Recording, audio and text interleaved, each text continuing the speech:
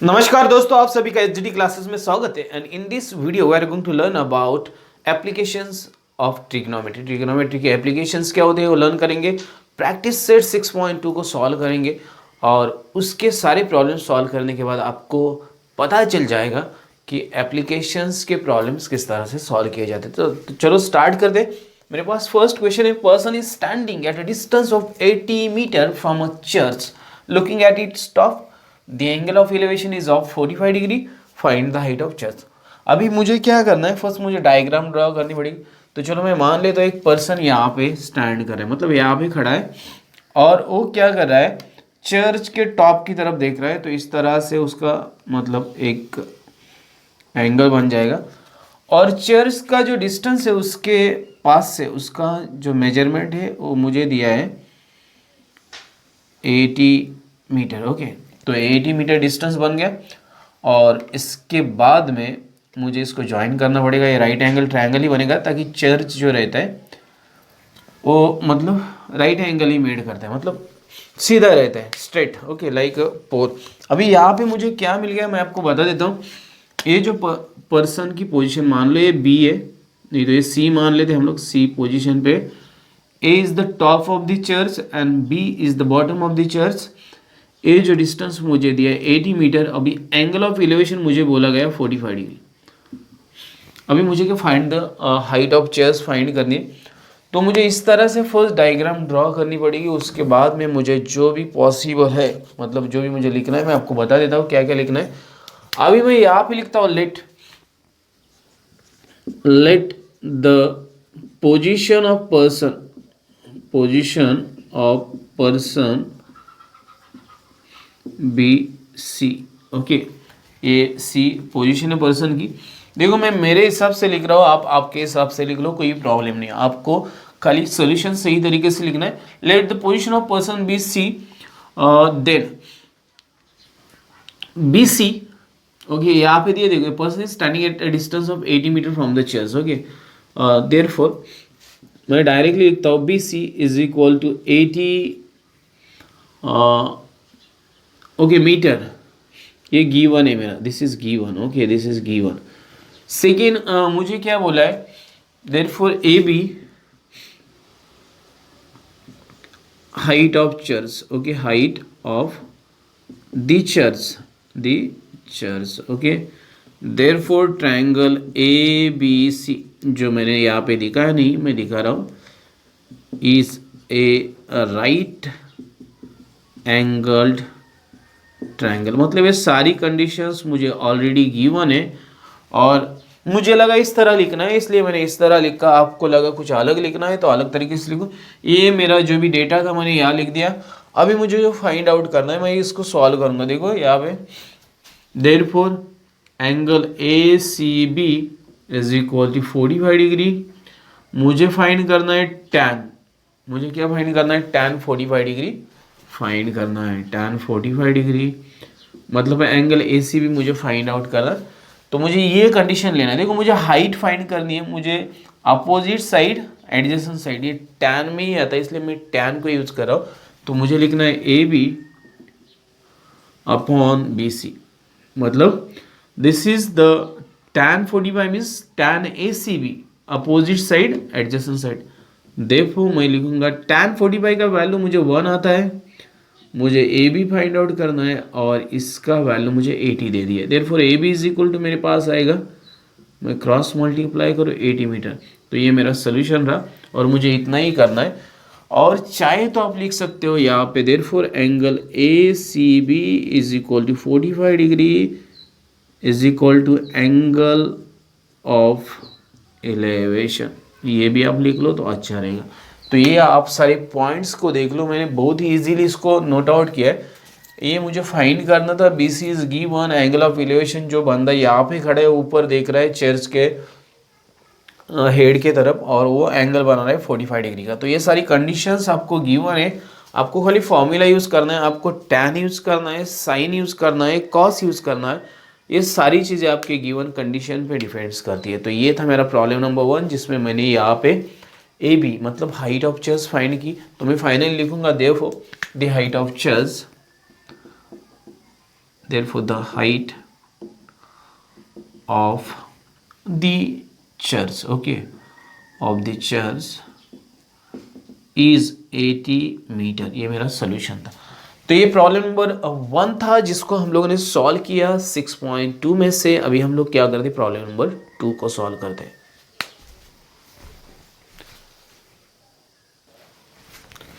तो चलो second question की तरफ बढ़ते हैं। यहाँ पे मुझे दिया from the top of a light house. मान ले पी ए टॉप हाउस है, लाइट हाउस का टॉप है।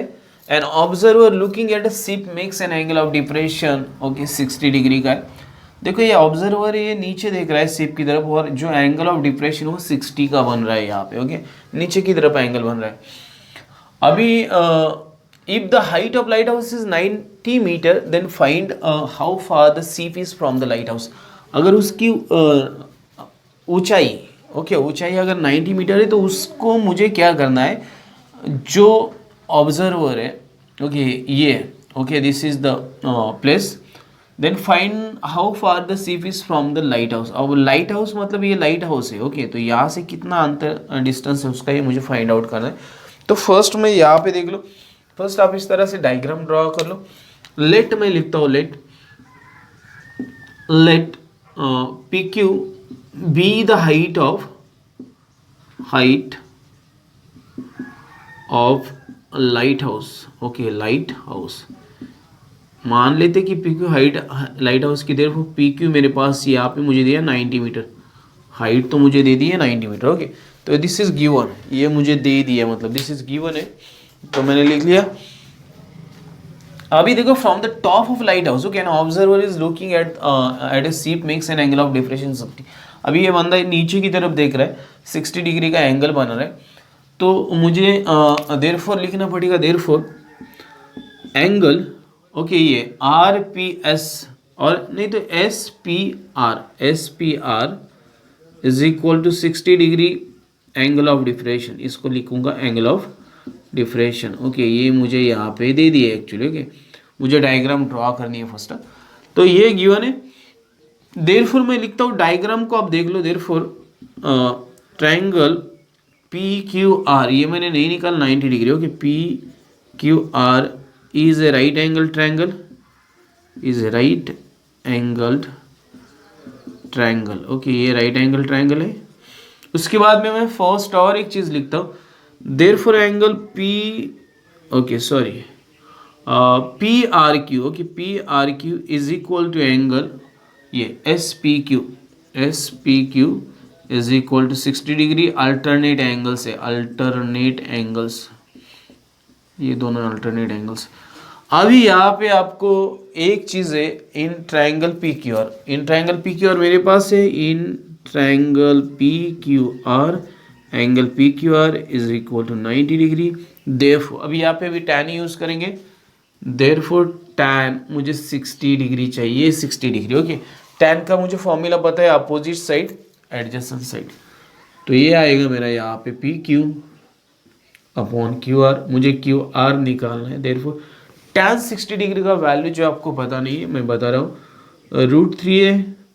PQ मुझे दे दिए 90 और मुझे निकालना है QR। देयरफॉर मैं इसको अल्टरनेट मैनेज कर लेता हूँ। देखो यहाँ पे आपको कोई भी कन्फ्यूजन रहेगा तो आपको एक बार इसको अच्छी तरह से कर लेना है, सारी चीज़ें आपको आनी चाहिए। एक बार आने के बाद आपको खाली इनको यूज करना है और आपको सोल्यूशन मिल जाएगा, ओके। तो ये 90 डिग्री है, ये √3। अभी यहाँ पे पॉइंट पे सोल्यूशन आने की बहुत ज़्यादा चांसेस है। कैसे, मैं बताता हूँ आपको, मुझे पॉइंट का वैल्यू भी पता है इसलिए मैं बता दूँ। चलो ये 90 में लिख सकता हूँ √3 इंटू √3 इंटू, ओके, देखो ये 330, मतलब √3 आएगा, ओके। तो 3 को मैंने √3 लिख दिया, 30 लिख दिया, और अब डिवाइड बाय √3, ये देखो ये 3 आएगा, 3 3 ज़ा 9 मीन्स 30 ज़ा 90, ऐसा हो जाएगा।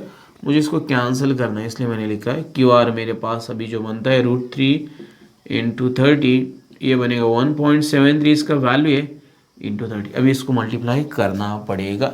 देयरफॉर QR निकाल देते हैं हमें जो निकालना है। देखो 3 3 ज़ा 9, 3 7 ज़ा 21 आएगा, उसके बाद 2 बचता है, 3 1 जा 3 5, तो ये बनेगा 5। ओके, तो 51.90 मीटर, तो ये आएगा आपका solution. Therefore Q R is equal to, मैं अच्छी तरह से लिखता हूँ 50.190 मीटर, ये आपको मिल जाएगा। ये मुझे निकालना था, अभी मुझे सॉल्यूशन लिखना है। How far the ship is from the light house, therefore the distance of ship from light house, from light house, okay, lighthouse is 51 point, sorry ये थोड़ा अच्छा नहीं है, 51.90 मीटर। ओके, इस तरह आपको लिख देना है। ओके, तो ये आपका सोल्यूशन रहा। मैं आपको एक और चीज़ बता देता हूँ, यहाँ पे आपका राइटिंग बहुत अच्छा होना चाहिए ताकि आपको अच्छे मार्क्स मिल जाए। एग्ज़ाम पॉइंट ऑफ व्यू नहीं, आपके नॉलेज के हिसाब से भी आपका राइटिंग अच्छा हो। मैं बोर्ड पे लिख रहा हूँ, थोड़ा बहुत मतलब अप्स एंड डाउन्स रहेगा, लेकिन आपका वैसे नहीं होना चाहिए। आप एक्यूरेट लिखो, बहुत अच्छी तरह से लिखो। तो इस तरह से आपको इसको सॉल्व करना है। ये मेरा प्रॉब्लम नंबर 2 था। मैंने डायग्राम ऑलरेडी ड्रॉ करके रखा था, ताकि डायग्राम ड्रॉ करने में टाइम जाता है, इसलिए मैंने इसको ड्रॉ किया और इसको शॉर्टली आपको एक्सप्लेन किया। अभी हम लोग क्या करते हैं, प्रॉब्लम नंबर 3 की तरफ बढ़ते हैं।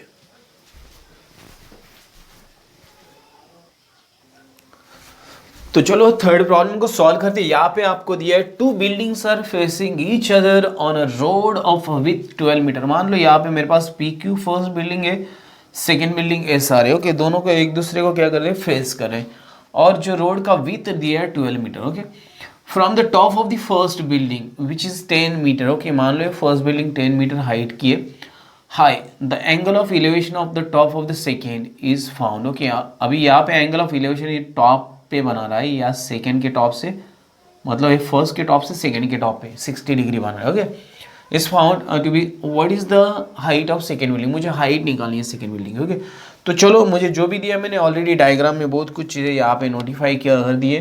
P Q, let P Q be the height of first building. Okay, first building, therefore मुझे पी क्यू का मतलब ये दिया है 10 मीटर। देयरफॉर मैं बाकी सारी चीज़ें लिख दूंगा, क्यू आर 12 मीटर, इसके पीछे रीज़न है width of road. Okay, therefore यहाँ पे मैं पूरा लिख रहा हूँ, देखो T R. Okay, T are height of second building, height of second building, मैं ये सारी चीज़ें मैं शॉर्ट में लिख रहा हूँ। Okay, I am just trying to, मतलब मैं इसको शॉर्ट करने की कोशिश करोगे। Therefore angle T P S, angle T P S is equal to 60 degree angle of elevation, इसको मैं शॉर्टली लिख रहा हूँ, एंगल ऑफ एलिवेशन, ये angle of elevation. Okay, therefore अभी यहाँ पे देख लो, आप डायग्राम देखते ही पता चलता है, quadrilateral P Q R S is a rectangle. Therefore मैं लिखूंगा P Q is equal to S R is equal to 10 metre. Therefore Q R is equal to P S is equal to 12 metre. यहाँ पे जो मुझे reason लिखना है मैं लिख दूंगा, opposite sides of a rectangle, opposite sides of a rectangle. ये डायग्राम से क्लियर हो जाता है। ओके, ये सारी चीज़ें लिखने के बाद मेरा 90% काम हो जाता है। अभी आना है मुझे in triangle T S P, angle T S P is equal to 90 degree, ये मुझे दिया था। अभी ये मुझे 12 मिल गया है, ये मुझे 10 मीटर मिल गया, ये मैं यहाँ पे लिख के रखता हूँ। अभी आपको यहाँ पे क्या यूज़ करना है, tan यूज़ करना है। देखो tan 60, ये आएगा T S upon P S. Therefore tan 60 degree is equal to T S opposite side upon ये आएगा P S adjacent side. Okay, तो चलो लिखते हैं tan 60 डिग्री, मुझे टी एस निकालना है। tan 60 डिग्री का मुझे पता है वैल्यू √3 है, टी एस मुझे फाइंड करना है, पी एस मेरे पास यहाँ पे 12। Therefore TS is equal to 12 into root 3. Therefore TS is equal to 12 into 1.73. Okay, अभी मुझे मल्टीप्लाई करना पड़ेगा. ओके, तो चलो करते हैं फिर. Therefore TS 12 3 जा 36, 36 जा 6, मेरा बचा 3, कैरी किया मैंने यहाँ पे. 12 7 जा, देखो 12 5 जा 60, 12 6 जा 72 एंड 84. 84 में अगर मैं 3 ऐड कर देता हूँ तो 87 बन जाएंगे, बचेगा मेरा 8. 12 1 जा 12. ओके, और 8 जो बचा था मेरा उसको मैंने ऐड किया 20.76 मीटर. ये मेरा टी एस आ गया. मुझे हाइट निकालना है. ओके, कौन सा हाइट निकालना है? T R. Therefore T R is equal to T S plus S R. Okay, इसके पीछे रीज़न है टी एस आर, ये तीनों मतलब लीनियर, मतलब एक ही लाइन में. T R is equal to क्या आएगा आपका 20.76 प्लस ये मेरा 10 है. Okay, T R is equal to बनेगा 30.76 मीटर. ओके, आपको एक बार इसको रीचेक करवा के लेना है ताकि आपका कोई भी मिस्टेक ना हो, और इसी तरह से आपको सॉल्व करना है. देयरफॉर द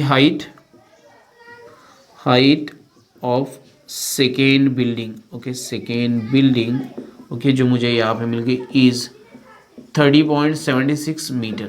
मुझे एक बार रीचेक करके इसको कंफर्म कर देना. तो आपको इस तरह से लिखना है, इस तरह से सॉल्व करना है. मैं इस प्रॉब्लम को मेरी तरफ से मुझे जिस तरह लगता है उस तरह उसको सॉल्व करने की कोशिश करता हूँ. अगर आपको लग रहा है इससे भी अच्छा आपको पॉसिबल है लिखना तो बेशक आप लिख दो, कोई दिक्कत नहीं. ओके, तो ये था प्रॉब्लम नंबर 3 जिसको हम लोगों ने सॉल्व किया. अभी हम लोग क्या करेंगे, प्रॉब्लम नंबर 4 को सॉल्व करेंगे.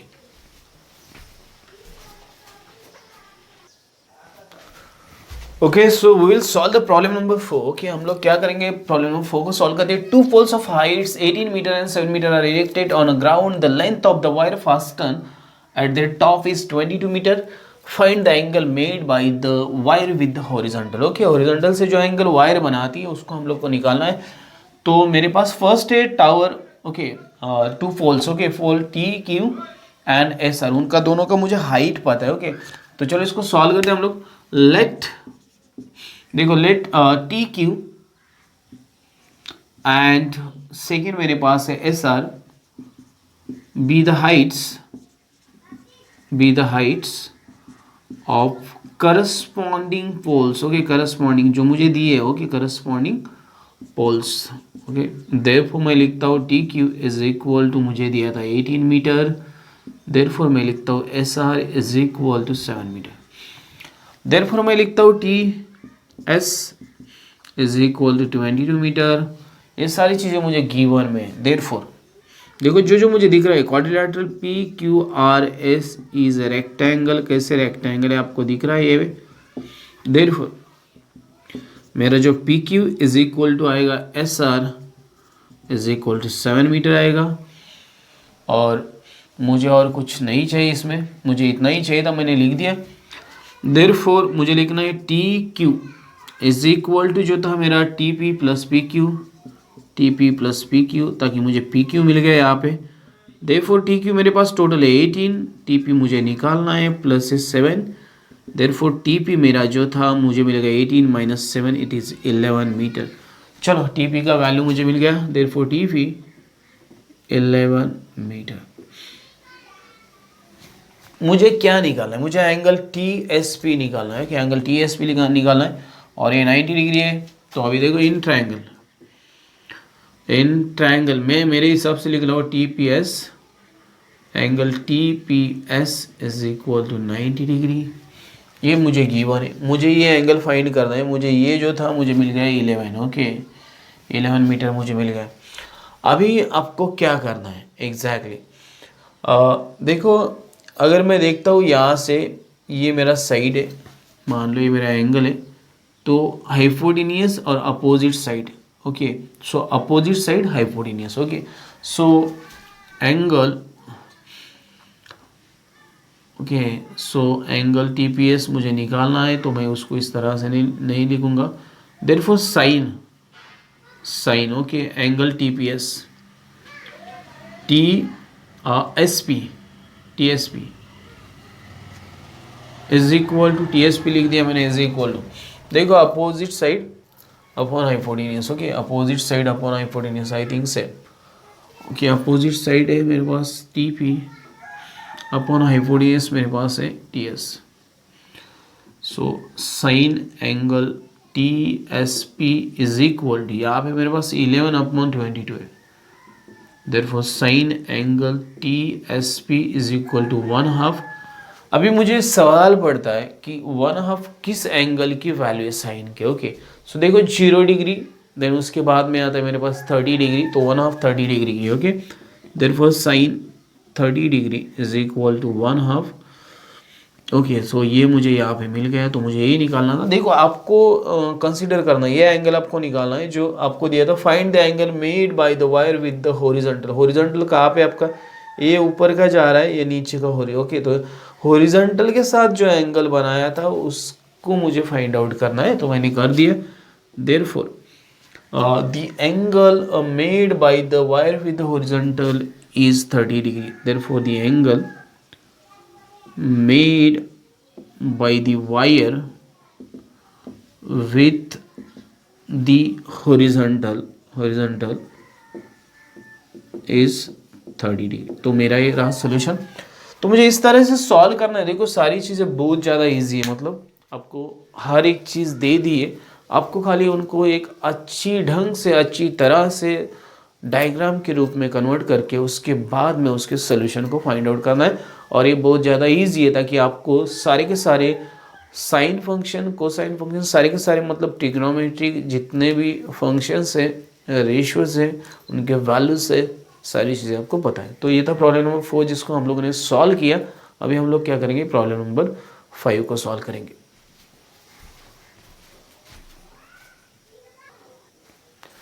ओके तो प्रॉब्लम नंबर 5 की तरफ बढ़ते हैं हम लोग। देखो यहाँ पे दिया है, storm broke a tree and the tree top rested 20 metre from the base of the tree, मतलब बेस से 20 मीटर तक जो था उसका ट्री का टॉप नीचे आ गया, okay making an angle of 60 degree with horizontal, 60 degree का एंगल बना है। Find the height of tree, मुझे हाइट निकालना है, डी भी निकालना है, ओके तो मुझे ये निकालना है। बहुत ज़्यादा ईजी प्रॉब्लम है, देख लो आप यहाँ पे क्या करना है, let D be the height of tree, okay the height of the tree, okay ये हाइट मान लो आप लोग।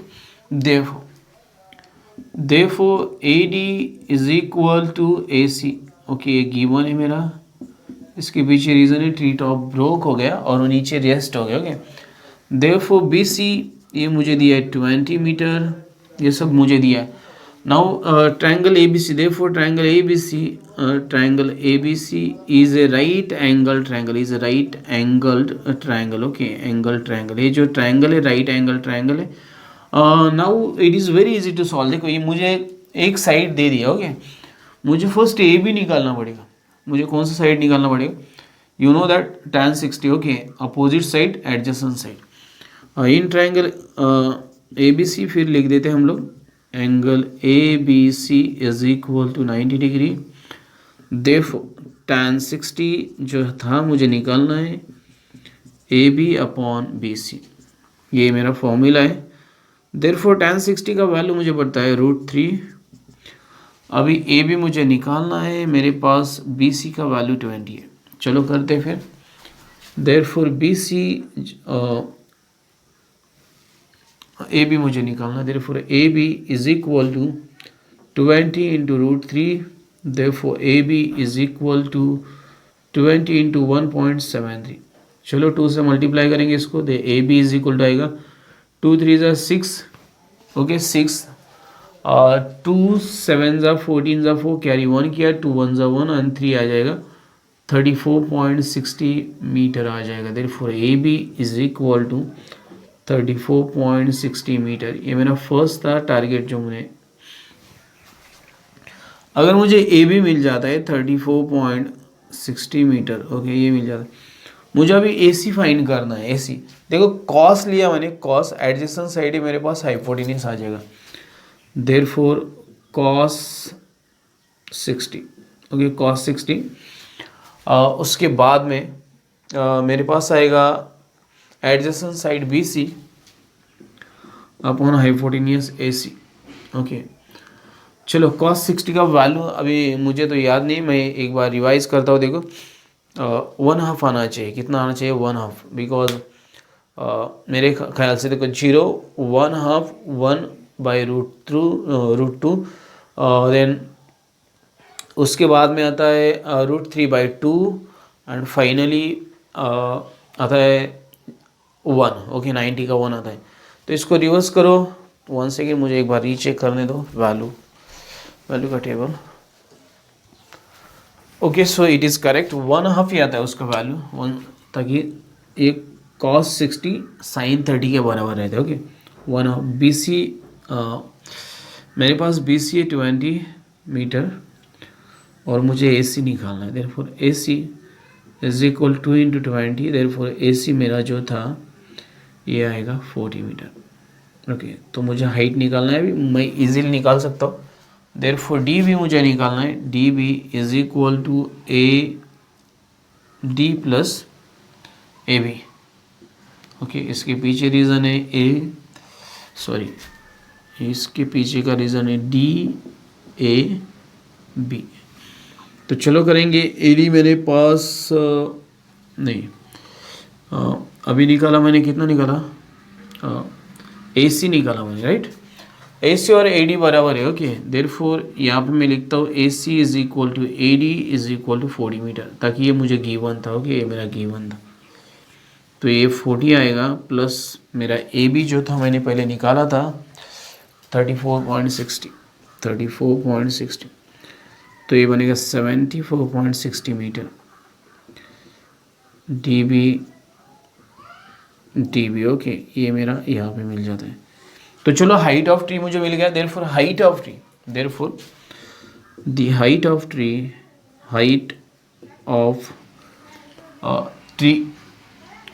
The tree is 74.60 metre. तो ये मेरा रहा सोल्यूशन।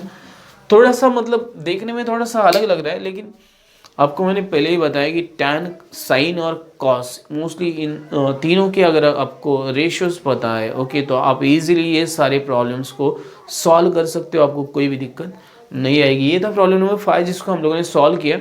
अभी लास्ट प्रॉब्लम बचा है 6.2 में से, उसको सॉल्व करेंगे और आगे के जो वीडियोज़ है उसमें हम लोग आगे की वीडियो में हम लोग प्रॉब्लम सेट की तरफ बढ़ेंगे। लास्ट प्रॉब्लम को सॉल्व कर दे and then will complete this practice set 6.2।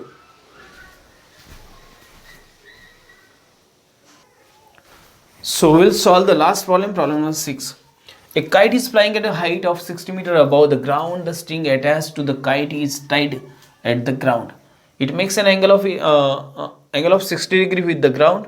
Okay, ground के साथ angle बनाती है 60 degree. Assuming that the string is straight, find the length of string. मुझे ये AC निकालना है। Okay, height of kite दी मुझे 60 मीटर। ओके और let लिखता हूँ। देखो let the height of kite be AB।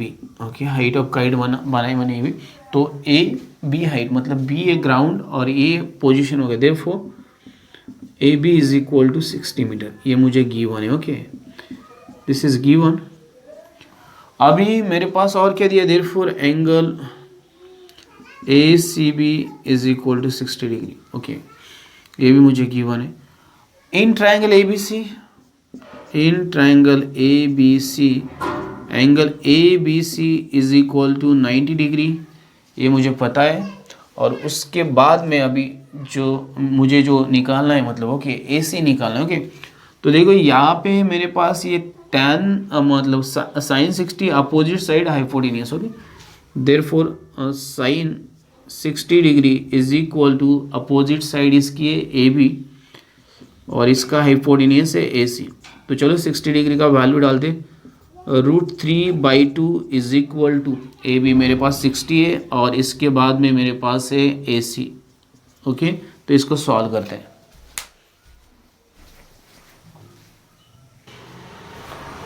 तो चलो सॉल्व करते हैं हम लोग जो बचा हुआ प्रॉब्लम है। देखो √3/2 ये मेरी साइन 60 की वैल्यू है, अपोजिट साइड हाइपोटेनियस, मुझे हाइपोटेनियस निकालना है जो मुझे मिलेगा लेंथ ऑफ स्ट्रिंग मुझे मिल जाए, लेंथ ऑफ स्ट्रिंग मुझे निकाल, देयरफॉर मैं निकालता हूँ A C is equal to 60 into 2 divide by √3। Okay, तो ये बनेगा देयरफॉर ए सी, यहाँ पे ही कर देते इसको 3 इंटू 20 इंटू 2 कर देते और ये आएगा √3।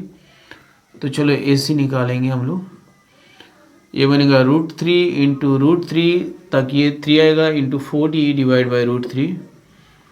तो एक √3 चला जाएगा, ए सी इज इक्वल टू आएगा √3 इंटू 40, देयरफॉर ए सी आएगा मेरा 40 इंटू 1.73।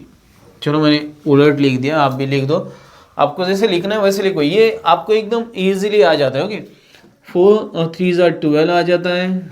ओके, 4 3 ज़ा 12 मेरा 1 बचता है, 4 7 ज़ा 20 और 8 और 1 आता है 29 बन जाता है, और उसके बाद में 2 बचता है। ओके, 4 1 ज़ा 4 2 6। ओके, तो 69.20 मीटर आ जाता है। ओके, देयरफॉर ए सी। वापस एक बार मैं कर लेता हूँ, 4 3 ज़ा 12 ज़ा 2 कैरी 1 किया, 4 7 ज़ा 28 29, सो कैरी 2 किया, 4 1 ज़ा 4, so 69.40 metre. Therefore the length of the string, okay, therefore length of the string is 69.20 metre. और ये मुझे इस तरह सॉल्व करना है। देखो यहाँ पे कोई भी ऐसा प्रॉब्लम नहीं जो बहुत ज़्यादा टफ है, सारे प्रॉब्लम्स बहुत ज़्यादा इजी है। वर्ड प्रॉब्लम से एप्लीकेशन ऑफ ट्रिग्नोमेट्री इसको बोलते हैं और हम लोग इजीली सॉल्व कर सकते हैं। मैं इसके सोल्यूशन को एक बार रीचेक कर लेता हूँ तो कंफर्म मैं बताऊँगा कि यहाँ पे जो प्रैक्टिस सेट था 6.2 ये कंप्लीट हो गया। Okay, so it is correct and यहाँ पे अपना जो प्रैक्टिस सेट 6.2 है it is completed and in the next we will discuss about the problem set 6। अगर ये वीडियो आपको अच्छा लगता है तो लाइक शेयर कमेंट करना ना भूलिए, साथ में बेल आइकन बटन को दबा दीजिए, चैनल को सब्सक्राइब कर दीजिए, बेल आइकन बटन को दबा दीजिए ताकि आने वाले वीडियोज़ की जानकारी आपको ऑन टाइम मिलती रहे। और मैं और एक चीज़ बताऊंगा, आपको कंटिन्यू वीडियो मिलते रहेंगे सारे के सारे लेसन्स के लिए, आपके नॉलेज के लिए, मैथमेटिक्स के लिए, साइंस के लिए और कुछ अमेजिंग टॉपिक्स के लिए। तो बने रहिए मेरे साथ। Thanks and keep watching. Have a nice time.